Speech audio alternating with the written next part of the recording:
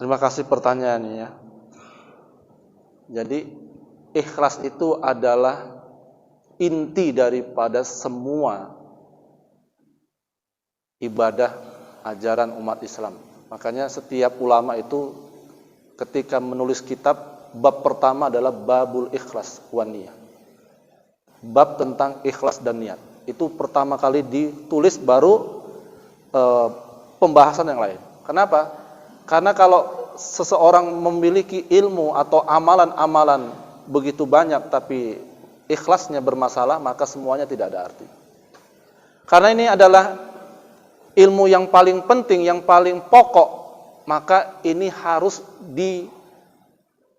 dipelajari dan harus dilatih, riyadhah, terus menerus. Tidak ada orang yang ikhlas, istiqomah ikhlas gitu, kecuali para nabi dan rasul. Kita yang umat-umat akhir zaman ini adalah dengan cara melatih keikhlasan. Maka caranya adalah ya, ikhlas di awal, ikhlas di tengah, ikhlas di akhir. Apa itu ikhlas di awal? Yaitu meniatkan sejak awal itu dengan niat yang ikhlas. Ketika kita melakukan amalan, maka pastikan niat kita itu karena Allah Subhanahu wa taala. Maka itu pentingnya niat sebelum melakukan amal. Innama a'malu binniyat. Jadi sebelum melakukan amal, niat itu. Ketika kita sudah melakukan niat, ya, di awal itu sudah menunjukkan bahwa kita tujuannya hanya Allah. Allahu ghayatuna, tujuan kita Allah. Rupanya pertengahan goyah kita. Sudah mulai ingin dilihat orang, sudah mulai riya.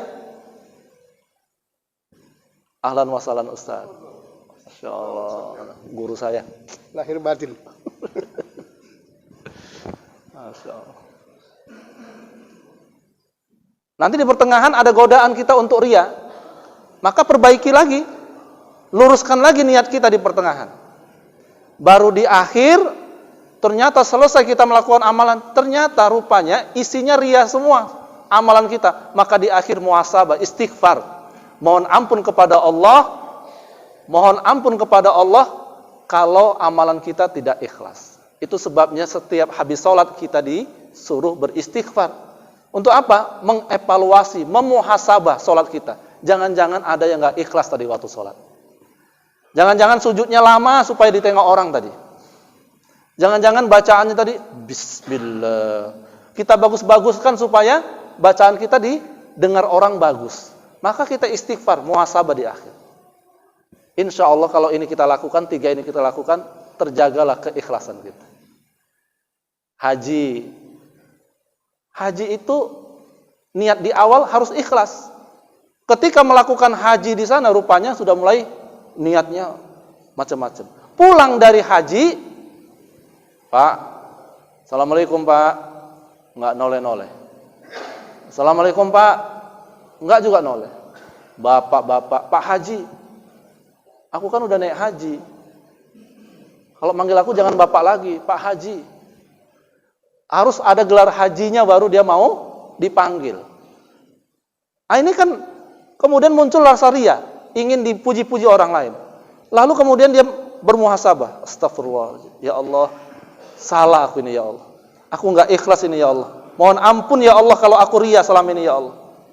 Maka itu sudah dihitung ikhlas ibadah kita. Makanya jamaah rahimakumullah, sebelum kita mengakhiri hidup kita, maka kita harus menjadikan amal kita penuh dengan keikhlasan. Rasulullah bersabda, beruntunglah orang nanti di hari kiamat, setiap amalnya ada istighfarnya. Sekali lagi, beruntunglah nanti seseorang di hari kiamat yang setiap amal ibadahnya diiringi dengan istighfar. Kenapa? Setiap amal ibadah diiringi dengan istighfar, insya Allah riya, pamer, tidak ikhlas itu akan hilang dari ibadahnya.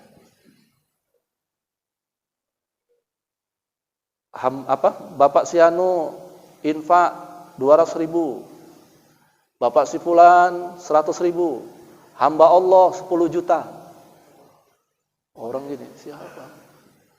Siapa ini hamba Allah? Aku.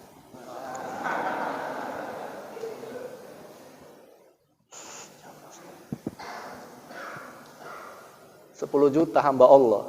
Tapi dia nggak mau juga, namanya nggak tahu, dibisikin. Aku itu. Muncul rasa riya. Bagaimana ngilanginnya? Setelah dia bilang, aku, astagfirullah, ya Allah, ampun. Itulah yang membuat kembali normalnya keikhlasan tadi. Bu, ikhlas ngurus suami.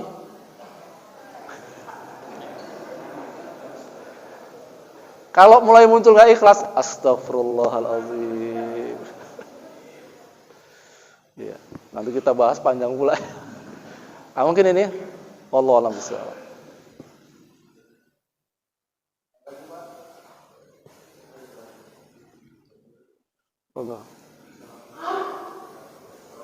Assalamualaikum.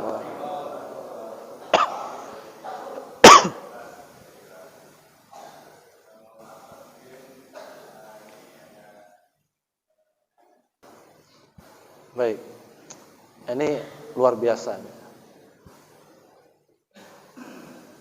Kalau kita melihat justru ya di negara-negara di luar sana, mereka sangat disiplin sekali buang sampah pada tempatnya.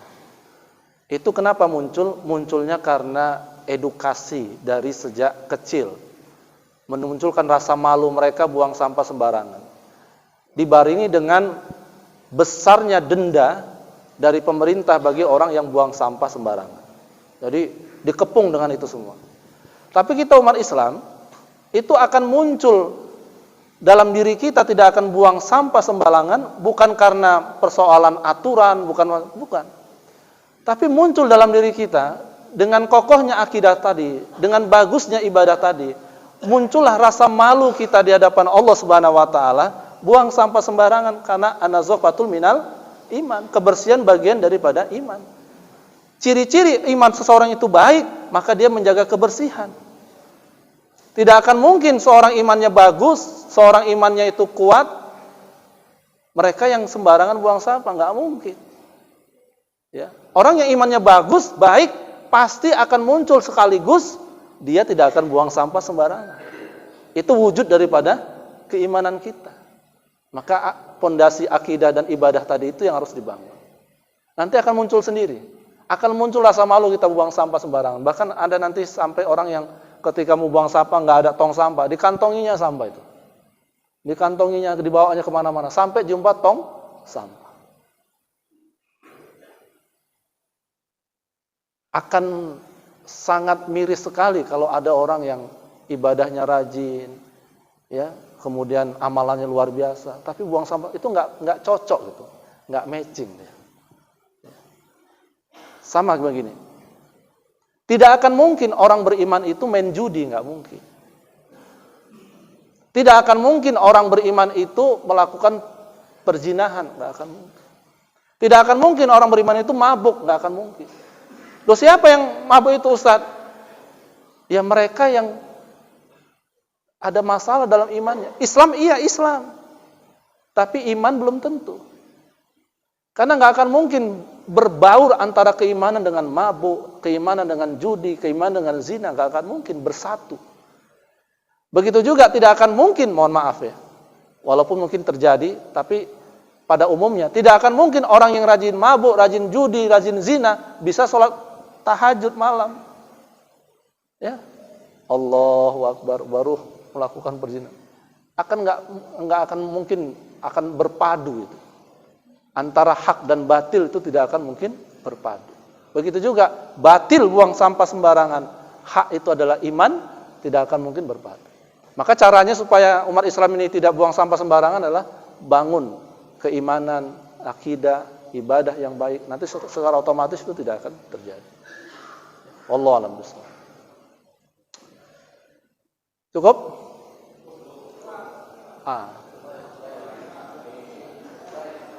Terakhir ya, last question.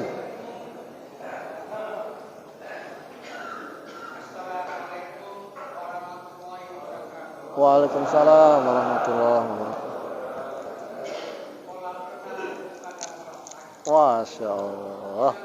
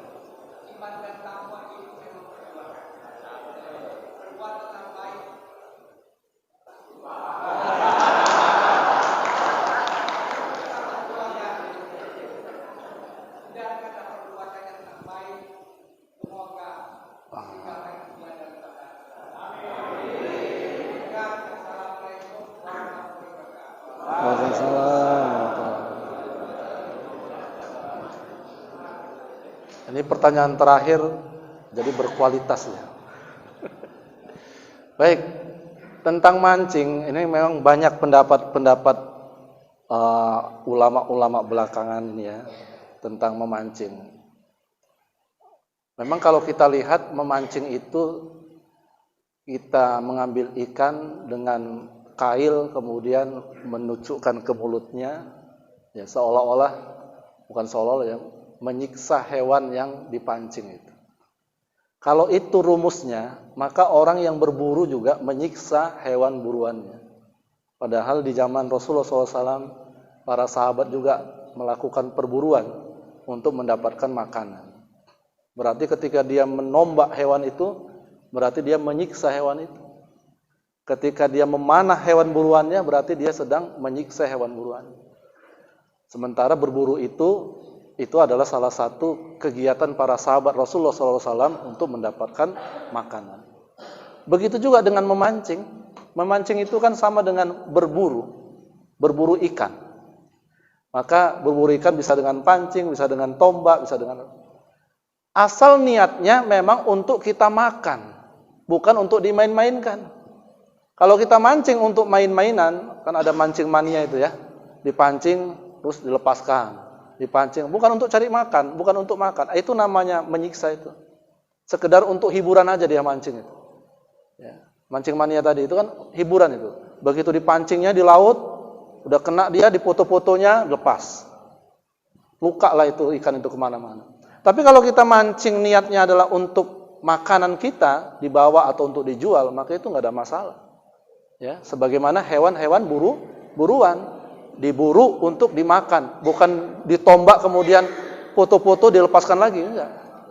Ya, spesial untuk dimakan. Nah, jadi boleh Pak, mancing asal untuk makanan kita, ya, untuk kita konsumsi, bukan untuk mainan-mainan, hiburan. Apalagi lomba mancing ya, lomba mancing itu kalau untuk dimakan boleh, tapi lomba mancing begitu dipancing dilepaskan lagi, itu yang menyiksa itu. Kemudian kedua, kenapa kok